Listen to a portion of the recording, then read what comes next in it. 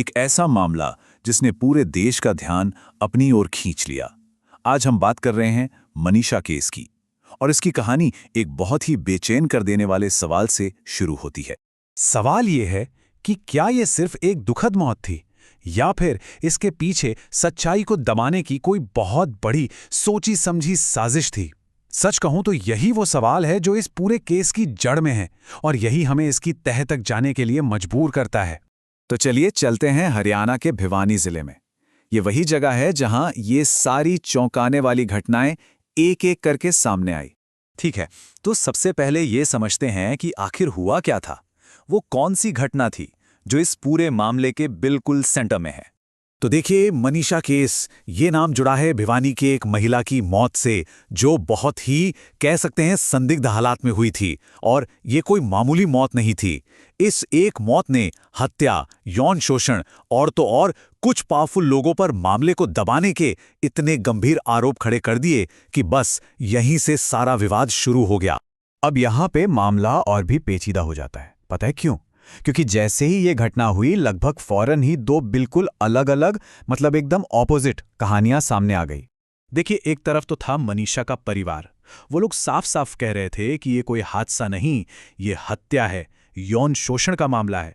उनका सीधा आरोप था कि कुछ रसूखदार लोग उसे लगातार परेशान कर रहे थे और शायद उसे हमेशा के लिए चुप कराना चाहते थे।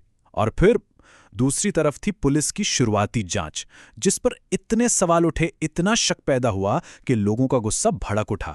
तो जब ये दो अलग अलग कहानियां आपस में टकराईं, तो ये मामला सिर्फ बातों या आरोपों तक ही नहीं रुका।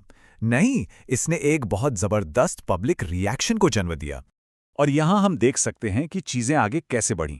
देखिए, सबसे पहले लोगों में गुस्सा फैला।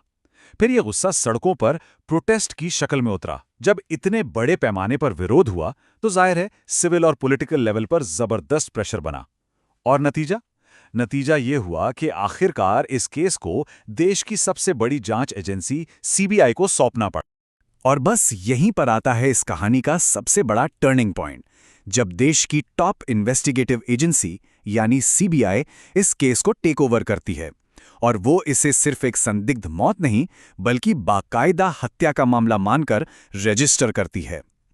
ये लोगों के उस संघर्ष के लिए एक बहुत बड़ी जीत थी, जो वो सच के लिए लड़ रहे थे।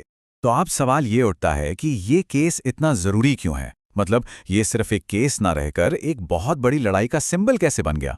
क्योंकि देखिए, ये केस सिर्फ एक क्राइम की कहानी बनकर नहीं रह गया। इसने पूरे देश में कुछ बहुत बड़े और ज़रूरी सवालों पर एक बहस छेड़ दी। जैसे कि जब किसी केस में पावरफुल लोग इन्वॉल्व हों, तो क्या जांच फेयर हो सकती है? महिलाओं की सुरक्षा का क्या? जो हमारी लॉ एनफोर्समेंट एजेंसीज हैं, उनकी अकाउंटेबिलिटी का क्या? और हाँ, मीडिया और जुडिशरी का रोल क्या होना चाहिए ऐसे मामलों में?